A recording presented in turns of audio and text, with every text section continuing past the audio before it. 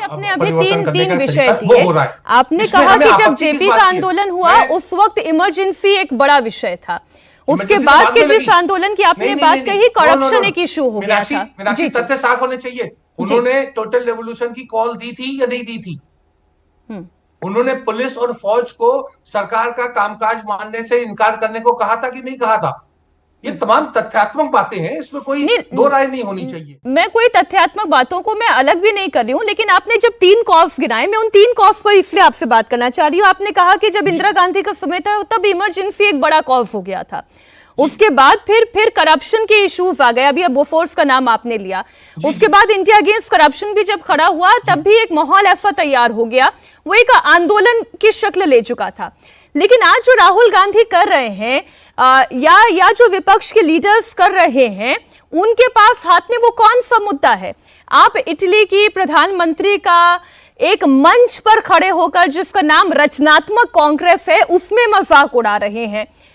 Cause क्या है और तरीका क्या है? मैं इस तरीके पर आना चाह रही हूं। जी जी जी, ये आपने बिल्कुल सही कहा। देखिए, उतनी हम जितना उसकी आलोचना करें उतना कम है। वो बहुत ही निंदनीय कृत था। उनको राहुल गांधी को उस समय, और मुझे तो लगता है कि उनको दीक्षित जी के ऊपर कार्रवाई भी होनी चाहिए इस चीज को लेकर के। तो ये तमाम चीजें, लेकिन कौन सा मुद्दा कितना सही है, क्या गलत है, क्या, देखिए मैंने और शेखर अय्यर यहाँ मौजूद है, उन्होंने भी सुना है गली गली में शोर है, राजीव गांधी चोर है। ये पूरा का पूरा नारा चल रहा था। सर, चौकीदार चोर है का तो नारा राहुल गांधी ने भी दिया, लेकिन क्या वो चौकीदार चोर है का नैरेटिव? मैं आपकी बात मान रही हूँ सर, मैं आपकी बात मान रही हूँ। गली गली में शोर है, राजीव गांधी चोर है। ऑल इंडिया रेडियो पर जब ये बात कह दी गई, जब टीवी पर ये बात कह दी गई, प्रसारण हो गया, उसको एडिट करने का भी समय नहीं मिला। ये हिस्ट्री हम जानते हैं। लेकिन आज की तारीख में जब राहुल गांधी चौकीदार चोर है कहते हैं तो ये उन्हीं बैकफायर कर जाता है। रोहन गुप्ता जी इस पर रिस्पॉन्ड करना चाह रहे हैं। रोहन जी। देखिए, राशिद भाई जनरली बात करते हैं कांग्रेस की फेवर में। उन्होंने कहा कि मैंने उसका खेद किया। उन्होंने कहा कि संदीप दीक्षित पे कार्रवाई होनी चाहिए, तो राहुल गांधी के खिलाफ क्यों नहीं? उन्होंने नहीं कहा क्या? मेलोनी के बारे में जब का उन्होंने रिएक्शन नहीं किया? कभी देखा है क्या नेता प्रतिपक्षी संवैधानिक पद है मीनाक्षी जी। एक संवैधानिक पद पे पैदा हुआ व्यक्ति, देश के प्रधानमंत्री, जो दूसरा संवैधानिक पद है, उसका अपमान कर रहे हैं, मजाक कर रहे हैं। ठीक है, आपके राजनीतिक बिंदु हो सकते हैं, आप विरोध कर सकते हैं, आपके पास मुद्दे 10 हो सकते हैं, आप करिए, पर इस प्रकार की ओछी राजनीति कभी भी देखा? इतना स्तरहीनता गिनना, वो भी नेता प्रतिपक्ष के मुंह से प्रधानमंत्री के बारे में एक दूसरे राष्ट्राध्यक्ष के मजाक उड़ाना। क्या आपको नहीं लगता है कि देश के बाहर देश की छवि खराब हो रही है? देश के बाहर तो विपक्ष भी देश का भाग है ना।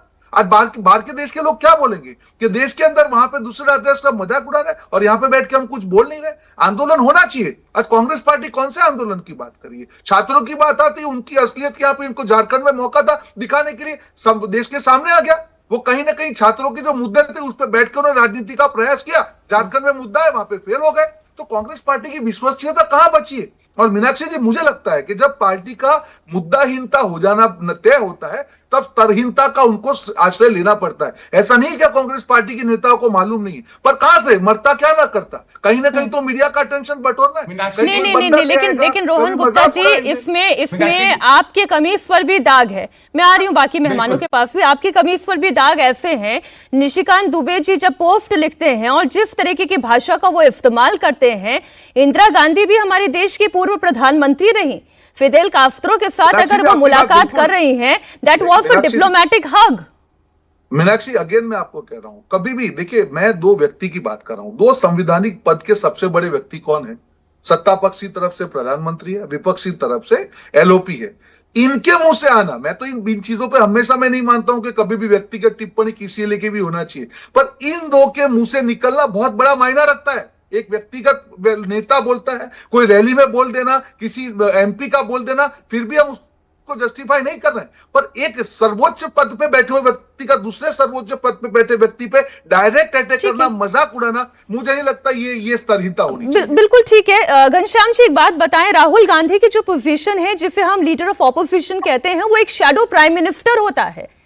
वो एक शैडो प्राइम मिनिस्टर होता है। वो उसके पास वो नीतियां होती हैं, वो तर्क होते हैं देश को आगे ले जाने का, भविष्य देने का, दिशा देने का। एक खाका होता है। राहुल गांधी का वो खाका कहां गया? मीनाक्षी जी, आप देखिए, आप कह रहे हैं शैडो प्राइम मिनिस्टर, यानी वो जिनकी परछाई है, जरा उनको देख लेते हैं किसकी परछाई है। यही 2024 में विपक्ष के अभियान को मुजरा कहने वाले व्यक्ति की परछाई है। उसी संसद में स्वर्गीय मनमोहन सिंह जी को ये कहना कि आप रेनकोट पहनकर नहाते हैं, उनकी परछाई है। बीके हरिप्रसाद को कहना कि आप बिके हुए हैं, उनकी परछाई है। सोनिया गांधी जी को तरह तरह की भद्दी बातें कहना, उनकी परछाई है। सुनंदा पुष्कर जी को तरह तरह की भद्दी बातें कहना, उनकी परछाई है। और निशिकांत दुबे कोई साधारण व्यक्ति नहीं है, कोई ऐसे किसी और पार्टी के स्पोक्सपर्सन नहीं है। वो नरेंद्र मोदी और अमित शाह जी के व्यक्तिगत स्पोक्सपर्सन है। संसद में जब भी भारतीय जनता पार्टी पर करारा हमला होता है, पहला बयान और संसद की पहली बहस निशिकांत दुबे करते हैं। तो निशिकांत दुबे हो गए या रमेश बिदुड़ी हो गए, ये ओरिजिनल भारतीय जनता पार्टी है। ये उस संस्कार को दिखाती है जो प्रधानमंत्री कैरी करते हैं, उस संस्कार को दिखाती है जो जनरल शाह कैरी करते हैं।